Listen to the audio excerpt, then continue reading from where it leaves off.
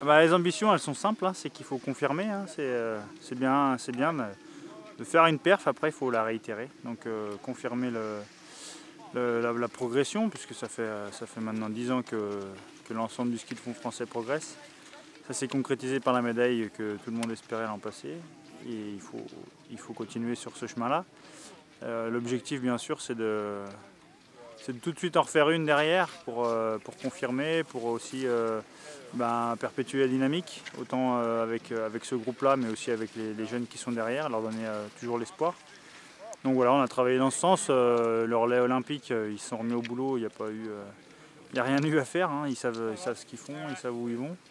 Donc il a fallu plutôt accompagner tout ça encore, rechercher les petits détails pour arriver au mieux cette saison. On a repris quand même on va dire les bases de ce qui avait été fait l'an passé en préparation, donc il n'y a rien de vraiment très très novateur.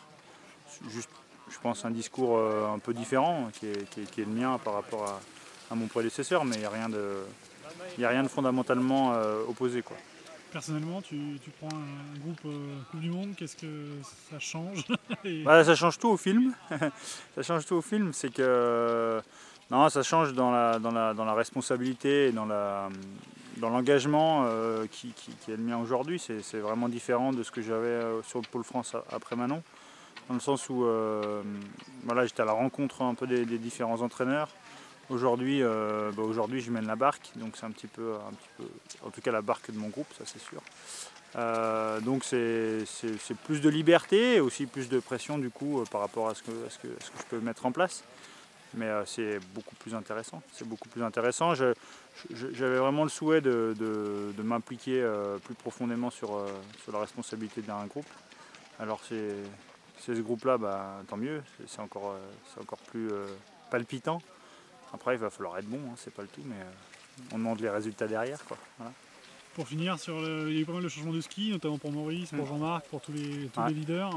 Bah, c'est un gros challenge. Changement de marque, là, ça a nécessité quand même beaucoup de travail des techniciens. C'est sûr que ça rajoute une petite incertitude là sur ce début de saison. Est-ce qu'on va trouver le bon matos? Est-ce que les gars vont se sentir bien sur les skis? Est-ce que ça va permettre de claquer de la perf? Moi je suis confiant parce qu'on a vraiment battu du boulot pendant toute la prépa. Les gars se sont sentis bien tout de suite sur les skis, donc j'ai pas trop d'inquiétude là-dessus.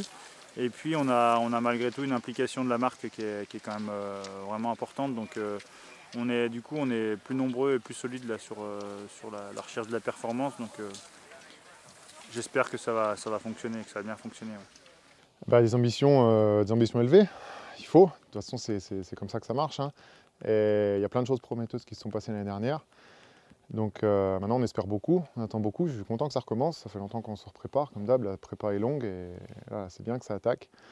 Maintenant, elles ont montré qu'on était vraiment pas loin des podiums du tout. Donc l'objectif cet hiver, c'est de monter sur la boîte, concrètement. Soit en relais individuel. Aurore l'a déjà fait en individuel. On est passé pas loin du tout en relais.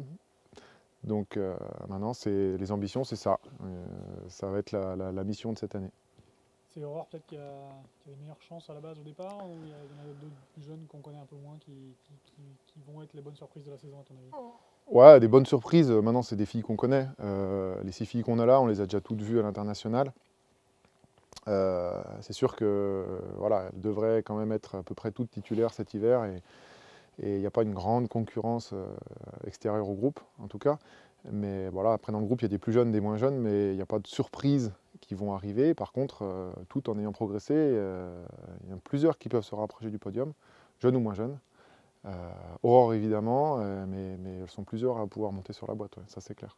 Maintenant, il faudra que tout soit présent, le bonjour et que tout soit en face. Rien n'est jamais gagné, loin de là.